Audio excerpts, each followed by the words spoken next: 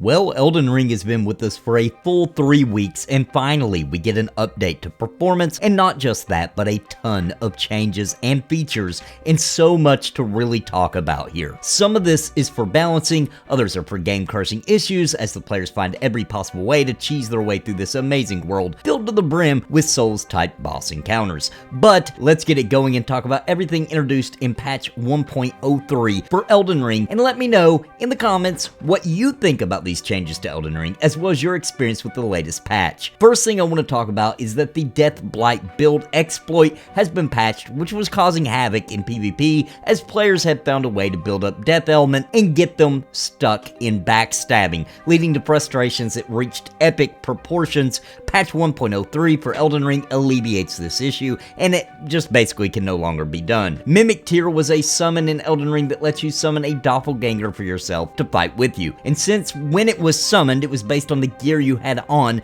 during the summon, players were able to put on their best gear, summon it, then switch back to other gear, allowing the summon to hold the full attention of the boss, making fights completely cheesed. Well, no more. Elden Ring 1.03 has fixed that so that now the damage is reduced by almost 50%, but players are reporting that the summon now behaves smarter, so it balances out. Also, Hoarfrost Stomp was being used to crowd control in ways that was making farming extremely easier, as well as considering the detrimental damage it was doing to the PvP scene, much more than the devs had planned, so it got nerfed down to essentially half damage. As many have pointed out, even with these changes in a game like Elden Ring, players will now try to find new ways to cheese or exploit something else, and so it goes with a highly competitive and difficult game. I mean, can you really blame anybody for trying? Some great news is that smithing stones have been adjusted so that they drop more frequently and available in some new shops, mostly considering early game shops. Also, shields and some sorceries have been buffed, so not everything has been nerfed at least. Now, let's run through the full patch notes so you can be aware of all the things that come from the new patch, and I hope you enjoy. They added a function to record an icon and the name of an NPC on the map when you encounter that NPC. They also added a new NPC, Yar Bairn. They added new quest phases for the following NPCs: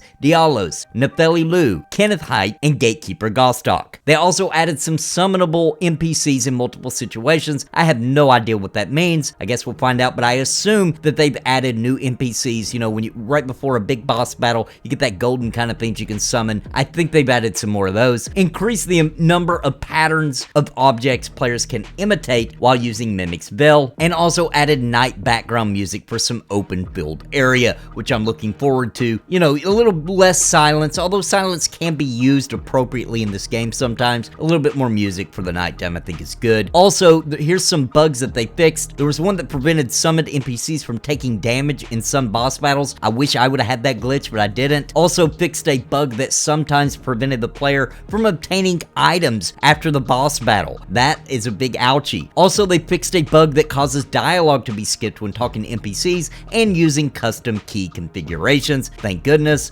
You know, we need to be able to customize a key, especially if you're trying to play on keyboard and mouse. It needs work. Also, fixed a bug that caused the player to freeze when riding. They also fixed a bug that causes arcane to scale incorrectly for some weapons. And there was some situations where the player couldn't obtain more than 2 talisman pouches. They added talisman pouch to Twin Maiden Husk's shop lineup, so now it's easier to get that. Also, they fixed a bug that prevented the user from warping to Sites of Grace from the map at the end of the game. They also fixed a bug that prevented the players from moving to the next area after the battle with the fire giant. They fixed a bug which causes some weapons to have incorrect scaling after strengthening. Also, they fixed a bug which causes some weapons to not use stat scaling, and certain hangups in certain occasions. That's dealing with performance. They also fixed a bug which incorrectly displays multiplayer area boundaries when the player is online, and there was a bug that they fixed that allows players to activate Erdtree Great Shield's weapon skill without absorbing an attack using a special combination of item and incantation. They also fixed a bug which causes Fire's Deadly Sin incantation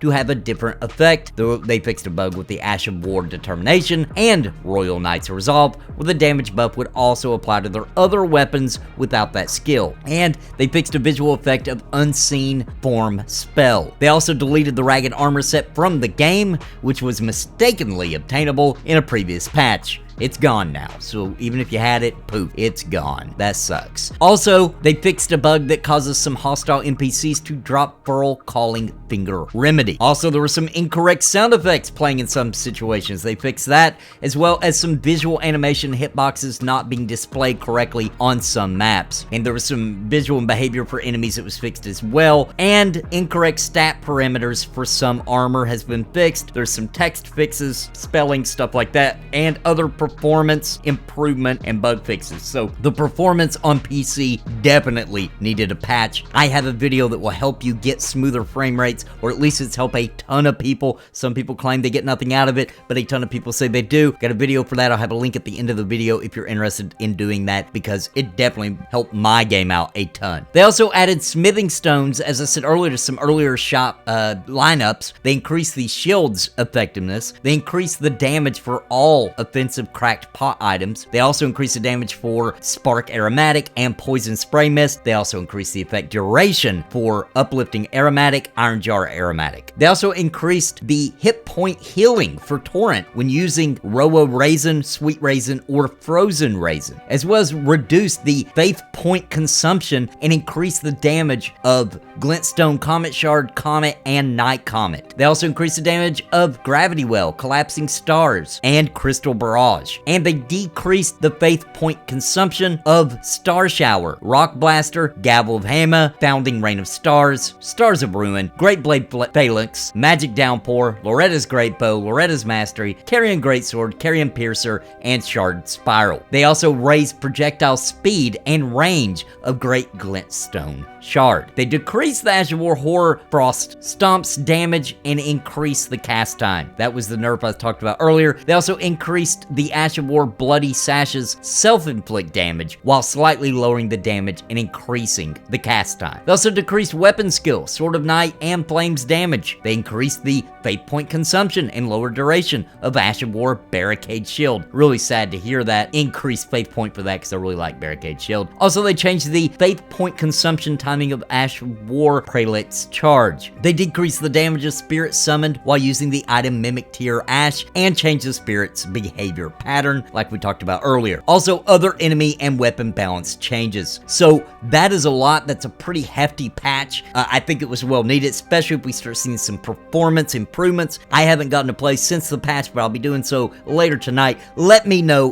what you think. Did it increase your frames per second? Are you seeing less stutter, etc.? And don't forget to check out my video where that's exactly what I covered to try to fix that for you. It's helped a lot of people, so good chance it could help you, especially if you're running an NVIDIA GPU, which is kind of what the video is focused at. But anyway, real quick before we continue, I want to give a major shout out to the members of Napalm. Thanks to their contributions, I can get the equipment and gear that I need to keep this channel ticking, covering MMOs, RPGs, and of course, puppets. If you're interested in becoming a member of Napalm, please click the join button down below. It would be greatly appreciated. And a very special major shout out to the Lords of Napalm, Bounty Code, We Toke Bitcoins, Jared Woodhouse, Daimlos, and Farthest Reach. Thank you for your highest tier membership.